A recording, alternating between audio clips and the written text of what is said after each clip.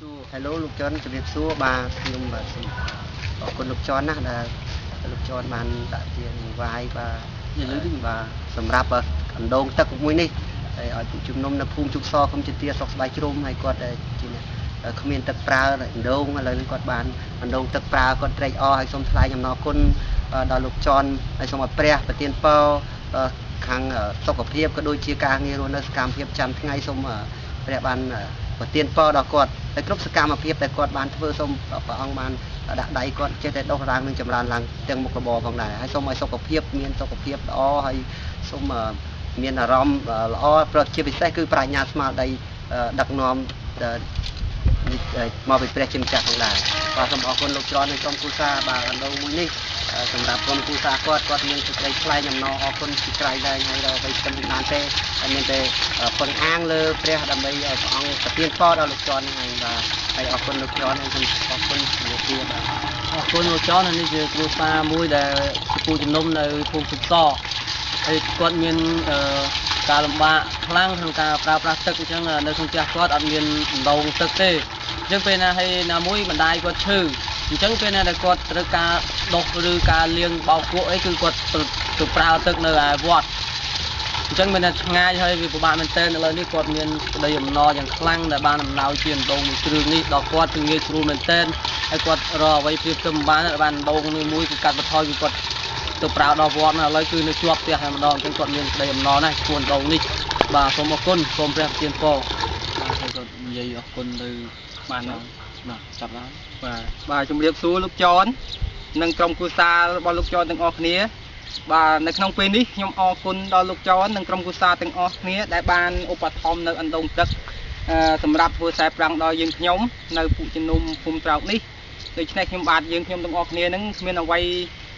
តបស្នងសងគុណដល់លោកច័ន្ទនិងក្រុមគ្រួសារទេមានតែម្រាមដៃតបសូមថ្លែងអំណរគុណដល់លោកច័ន្ទណាដែលបានផ្ដល់ជាអណ្ដូងទឹកសម្រាប់យើងខ្ញុំដើម្បីធ្វើខ្សែប្រាំងបាទដូច្នេះយើងខ្ញុំទាំងអស់គ្នាសូមអធិដ្ឋានដល់ព្រះជាម្ចាស់ដែលគង់នៅឋានដ៏ខ្ពស់បំផុតណាសូមព្រះអង្គការពារថែរក្សានិងប្រទានពរដល់លោកច័ន្ទនិងក្រុមគ្រួសារលោកច័ន្ទដែលបានជួយឧបត្ថម្ភនៅអណ្ដូងទឹកសម្រាប់យើងខ្ញុំនេះសូមឲ្យព្រះអង្គចម្រុងចម្រើននិងប្រទានពរឲ្យបានសុខសាន្តនិងឲ្យមានពពកដ៏ឧត្តមពីព្រះជាម្ចាស់ផងដែរបាទអរគុណ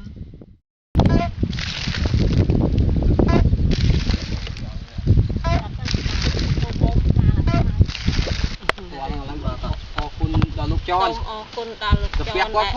សូមអរគុណដល់លោកច័ន្ទដែលលោកច័ន្ទបានប្រទានអណ្ដូងឲ្យខ្ញុំនេះសម្រាប់គូស្រែប្រាំងនោះប្រាំងនេះ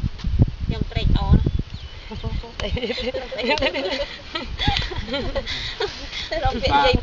ំរាបសួរលោកច័ន្ទសម្រាប់កន្លែងនេះគឺភូមិជំនុំបៃប្រហោងដែលលោកច័ន្ទបានផ្ដល់មក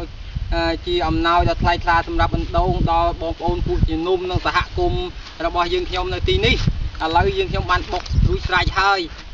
គាត់បានមានចិត្តសប្បាយរីករាយណាស់ដោយសារគាត់បានទទួលនៅអណ្ដូងនេះកាលពីដើមមកធ្វើស្រែសង្ឃឹមលើមេឃភ្លៀងជួនកាលគ្មានភ្លៀងមកទៅស្រូវក៏ក្លៀមស្វិតឥឡូវនេះបានអណ្ដូងមកសម្រាប់បូមស្រោចស្រពដំណាំស្រូវពួកគាត់លែងមានការព្រួយបារម្ភទៀតហើយគាត់សប្បាយចិត្តណាស់បាទគាត់រកអ្វីព្រៀបធៀបមិនបានទេគាត់ថាសប្បាយដល់និយាយលែងចេញទៀតលោកច័ន្ទបាទដោយសារបានព្រះគុណនៃព្រះជាម្ចាស់ដែលព្រះអង្គប្រទានពរដល់លោកច័ន្ទសម្រាប់